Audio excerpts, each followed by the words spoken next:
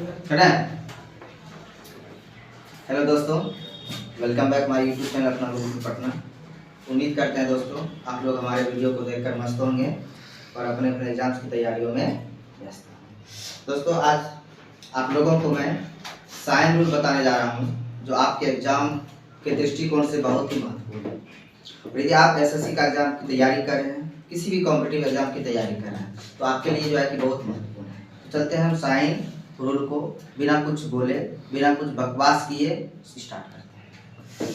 तो देखिए इस साइन रूल आज क्या होता है, तो हम साइन रूल के बारे में आपको बताने की कोशिश करते हैं।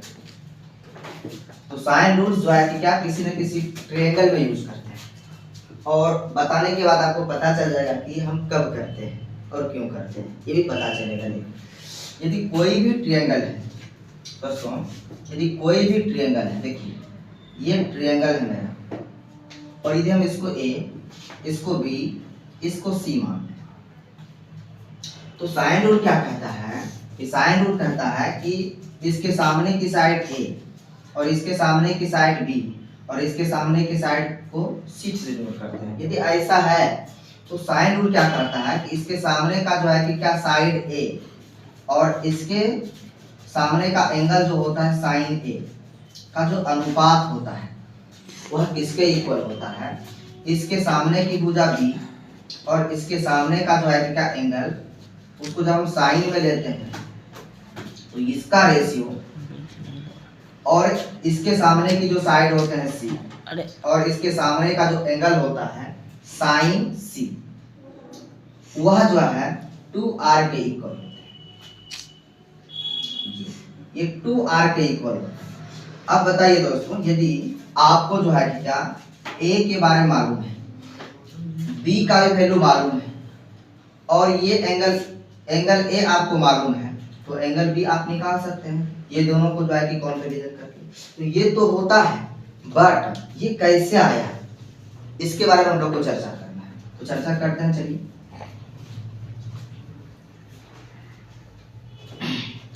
तो सबसे पहले दोस्तों हम क्या करेंगे, इसका जो है कि क्या परपेंडिकुलर बाइसेक्टर जो होता है, जैसे इसका परपेंडिकुलर बाइसेक्टर और इसका परपेंडिकुलर बाइसेक्टर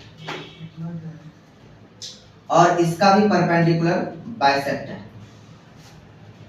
आपस में जिस बिंदु पर मिलता है उसको हम सर्कमफ्रेंस कहते हैं। उसके बाद इसको इससे मिला दें और इसको इससे मिला दें, इसको इससे मिला दें, तो ये परपेंडिकुलर बाइसेक्टर है। तो बताइए ये जो है कि यदि हम ए सी और इसको हम पी मान लें पी, और यदि हम इसको जो है कि क्या ए, इसको मान लीजिए डी, इसको ई मान लीजिए और इसको जो है कि क्या मान लीजिए आप एफ मान लीजिए।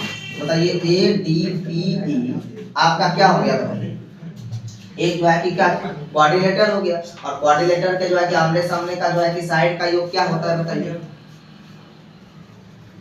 180 होता है। तो ये 180, तो ये भी क्या हो गया 180 और इसमें जो है कि दोस्तों क्या होता है, यदि ये एंगल ए है, ये मेरा टोटल क्या होता है एंगल 2 एंगल ए होता है दोस्तों, ये इसमें होता है।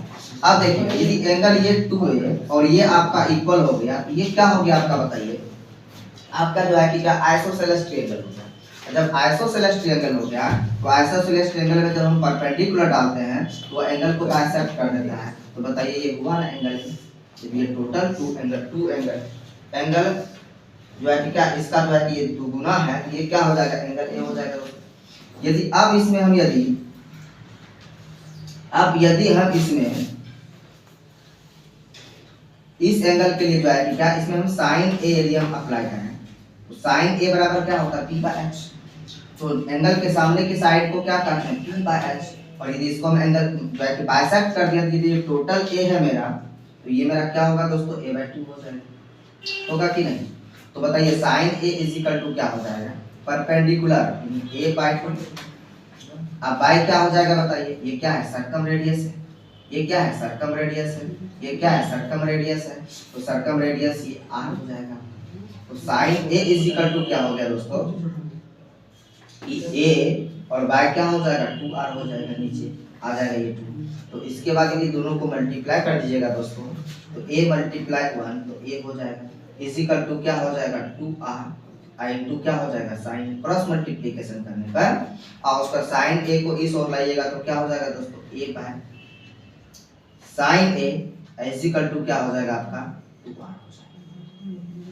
ये हो गया आपका, यदि a by sine a equal to 2r हो गया, यदि इसके जो है कि क्या सामने का साइड और इसके सामने का जो एंगल है इसका अनुपात यदि 2r के इक्वल है, तो बताइए इससे प्रूव हो गया कि इसके भी सामने का जो है कि साइड और इसके सामने का जो है कि साइन में यदि एंगल लेंगे इसका भी रेशियो क्या होगा 2r के इक्वल होगा दोस्तों। तो इससे हमें क्या पता चला कि सच में साइन रूल जो है कि क्या a by sine a equal to b by sine b equal to c by sine c equal to क्या 2r के इक्वल होता है। तो यदि आप दोस्तों यदि आपको a का वैल्यू दिया है और उसके सामने का एंगल भी दिया रहे तो आप जो है क्या सर्कम रेडियस।